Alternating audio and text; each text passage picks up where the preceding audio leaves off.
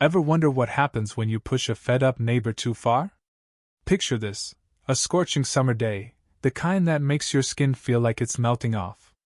The city's under strict water restrictions, and I'm standing on my porch, staring at a garden hose that's gone limp, coughing up nothing but a sad little hiss.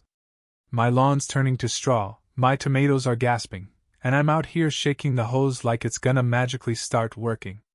I twist the spigot, check for leaks, but nada. Then I hear it a low, rhythmic gurgle, like a hot tub cranking at full blast. It's not coming from my yard. It's floating over the wooden fence I share with my neighbor, Sarah. A whiff of chlorine hits me, and I squint over the fence.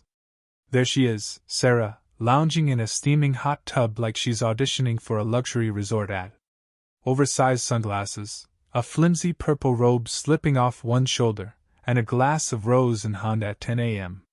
My blood's already simmering, but then I spotted a green hose snaking from her tub, under the fence, and hooked right to my sauce spigot.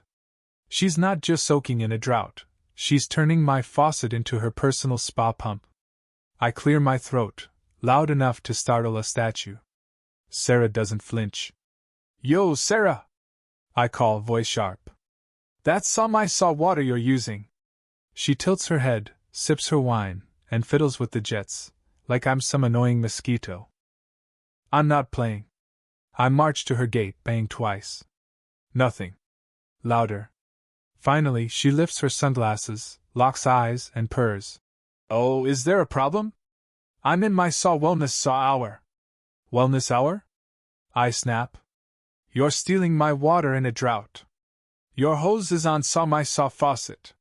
She blinks, slow and smug, like she's toying with me. "Relax, it's just water. You weren't using it."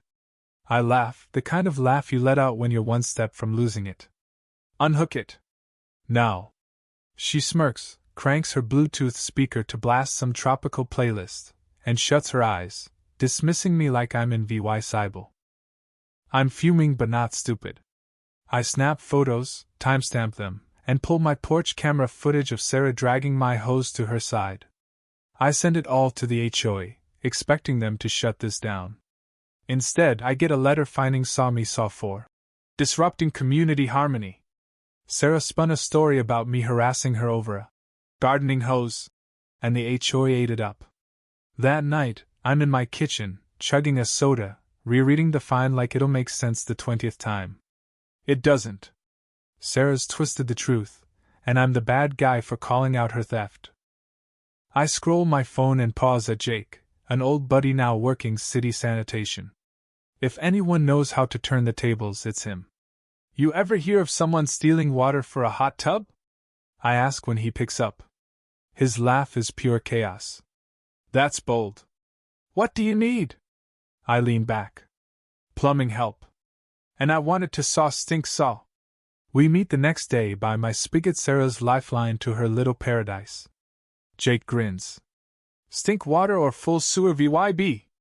I smirk. "Somewhere between swamp juice and biohazard." He's got a spare sump pump and access to a gray water line under my crawl space, legal to tap and separate from clean plumbing. "Can we make it look normal till she flips it on?" I ask. Jake's eyes light up. "Oh, it'll be a masterpiece." 2 nights later, under cover of darkness, we rig a hidden valve, camouflaged by a tacky garden gnome I grabbed for the occasion. One flip, and Sarah's spa will pull from a nasty reservoir instead of my clean water. The trap's set. Next morning, Sarah struts out, sun hat bobbing, speaker blaring. She hooks up the hose, twists my spigot, and water flows. She doesn't know I flipped the valve at dawn. This isn't water, it's sewer sludge, and she's about to soak in it. I watch from my blinds, heart racing. Day 1's just to test the waters, no pun intended. I don't film. I need her to think everything's fine. The gnome stands guard, the trap ready.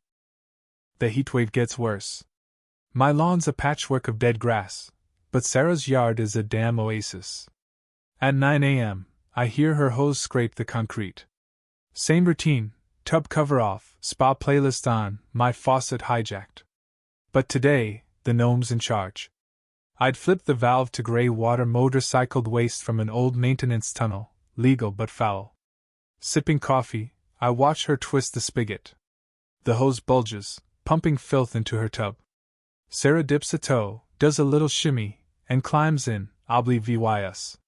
She leans back, queen of her stolen empire. Then it hits. Her nose twitches. She sniffs, waves a hand like she's shooing a bug. The bubbles churn, yellow foam rising, clumps floating. Sarah bolts upright, scoops the murky water, sniffs it, and screams like she's in a horror flick. She flails, slips, and face plants into her lawn, dripping sewer muck. "What the hell saw is this?" she shrieks, smearing brown sludge across her arms. Her speaker blares about ocean waves as her friend sprints over, gags, and backs off like Sarah's radioactive. Sarah pukes into her Rosisa perfect ending. I turn away, laughing so hard I nearly choke. By evening, she's at my door, hair dripping, sunglasses hiding her rage, clutching an envelope. "You think you're slick?" she hisses. "This'll ruin you."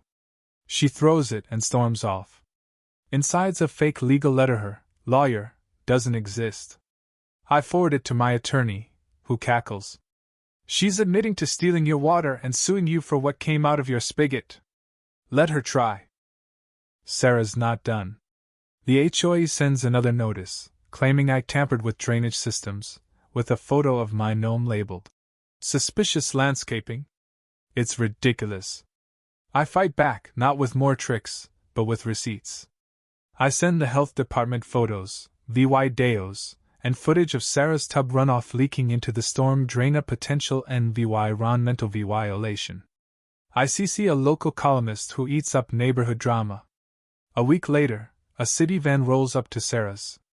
Inspectors test her yard, measure runoff, and slap an orange notice on her garage. "Unlicensed plumbing under investigation." Neighbors start talking. Texts flood in Sarah's flooded basements, stolen electricity, even snipped flowers from gardens, claiming it was for aromatherapy. I wasn't her first mark, just the first to hit back. Then comes Mark, Sarah's ex, with a USB drive of dirt, photos of her illegal hookups, rerouted pipes, even a list of neighbors' vacation schedules. I pass it to the HOA and utilities enforcement. The columnist drops a story. "Spa queen gets sewer shock," with a blurry gnome pic. It blows up Reddit, Facebook, everywhere. Sarah's tub gets seized as a health hazard, wrapped in plastic and hauled off as neighbors clap. She screams, "I'll sue you all!" But it's empty. She tries selling her house, listing it as a backyard retreat with permitted spa. I tip the columnist, and a follow-up exposes the lie. The listing tanks. She hosts a community healing circle. 2. Men bonds. Nobody shows. Someone leaves a sign in her yard. "No soaking in sewer sauce." Her house sits, price slashed, a monument to her ego. The HOA backtracks, apologizes, reinstates her fines, and asks me to join the board. I do on my terms, no BS rules, EVY Denke only. Sarah crashes one meeting, accusing me of a conspiracy. We tell her to put it in writing. She leaves, humiliated. By December, a MOVYing truck pulls up. Sarah's gone, no goodbye. Her house relists, stripped of spa fantasies. New neighbors move in, a quiet couple who laugh when I warn them about my spigot. They call me a legend. I frame a VY RAL photo of Sarah, sewer-soaked and screaming, for my garage, a reminder, mess with my water, and you'll get more than you bargained for. The gnome stays chained in place, its legend untouchable. Nobody touches my spigot now.